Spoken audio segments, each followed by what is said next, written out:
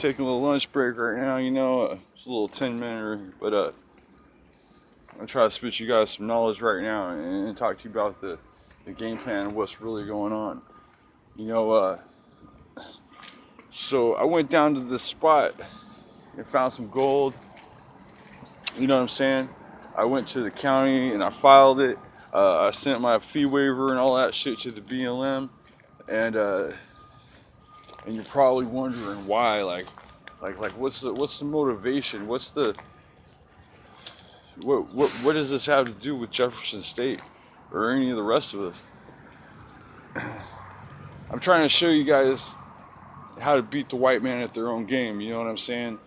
Um, Me personally, y'all may or may not know this about me, is that I'm a Texas Indian by blood, but that I was raised in Delaware County. You know what I'm saying? So culturally speaking, I assimilate with Tolowa Nation more than my own, just because of where I was raised at. You know what I'm saying?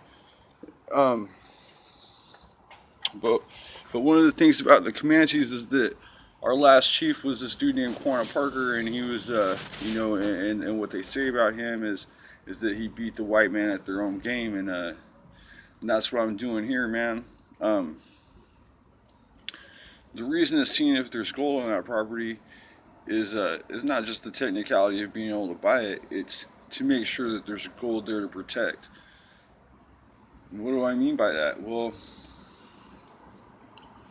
over the course of the next few days and next few lectures, we're going to talk on some stuff, particularly the Native American Holocaust, or the First Nations Holocaust of 1852, which, if you know your history, folks, you know that the 49ers, the football team, is named after the gold rush in the year 1849, and that the Gold Mining Act falls under the Congressional Act of 1848. What I'm trying to tell you, man, is that this gold mining clause was the excuse of the early white settlers to come in here and take the land away from the Indians and kill them for it. And that's why most of the folks in the Northwest whose ancestors were killed in that segment of the Holocaust, of the First Nations Holocaust, their relatives were killed over gold. So, the reason for naming this this place, the Turtle Island Gold Company, is because it's supposed to be kind of like a joke. You know what I'm saying? And religiously speaking, I feel like I owe it to my ancestors more than anything else. And so, religiously speaking, I'm trying to start what I want to call, just like loosely right now, is as the Trail of Redemption. Everybody knows about all the different trails of tears, and some of those folks are still walking that. And but there's a bunch of us that because of blood percentages, or because of how many peoples there are left in our family of stuff, have experienced this situation that you may or may not have heard of. It's called termination, and that's where the federal government identifies your tribe as terminated, as in they don't exist under federal regulation anymore, and therefore they have no reason or obligation to have any love for you or your family or yours, regardless of your cultural or spiritual connection to anything that may or may not have gone on this continent before the white folks showed up. And if you take it back to Ireland, then you can say, well, until the white folks showed up there too, because we know from stuff that we've already talked about that the Masonic influence and trying to make people other than the Masonic families slaves, it was the motivation for the Holocaust that occurred in the in the British Isles over, once again, indigenous behavior. You know what I mean? And that's why the folks here in Turtle Island were killed, was for their indigenous behavior, and who's really has the right to come and say that you don't have the right to behave the way that your family has for 10,000, 20,000, 40,000 years.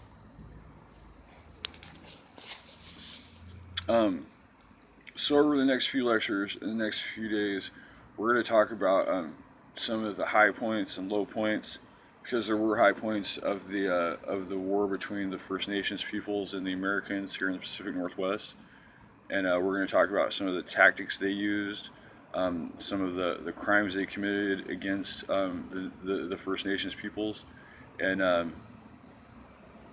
the problem that all these gold miners and the BLM are probably going to have with me is the fact that I'm going to refuse to mine. You know what I'm saying? I refuse. I have gold on my property and I refuse to mine it because I believe that God put it there for a fucking reason and that none of these motherfuckers had any business taking it out in the first place, and especially not killing anybody to take it out. So I'm going to post up out here, not only under the parameters of the American Indian Freedom of Religion Act, but hey, under the parameters of the United States, because it is my personal religious belief that God put the fucking gold there for a reason, and you don't got no business taking it, and you don't got no business killing anybody for it. And I'm going to take that shit all the way to the Supreme Court, need be, all the way to the grave if need be. And it's starting here, but it's spreading out. And that's why I'm telling y'all, hey, if you are a United States citizen and you got love for this land, and you have not borne arms against the United States, and you want to get out here in a peaceful way and take something back for your ancestors that got killed and raped over this shit, then fucking do it, man. You know what I mean? That's what the last chief of the Comanches taught us to do. You know, he bought a big ass farm. He put stars all over his house so he had more stars than all the generals. He bought more cows than everybody so that he had his buffalo herd there for himself. You know, anybody that has a vocation or a calling to be out in the woods doing Indian stuff or Irish stuff or indigenous stuff or original peoples of the earth type stuff, you need to go out there and do it before you fucking die and regret it. And you need to realize that there's a lot of easy, peaceful ways to go about it. You don't have to be a revolutionary. You don't have to go buy guns. You don't have to fucking join the Communist Party. You don't have to join the Socialist Party. All you have to do is be able to fucking read and have some respect for the land that you live on.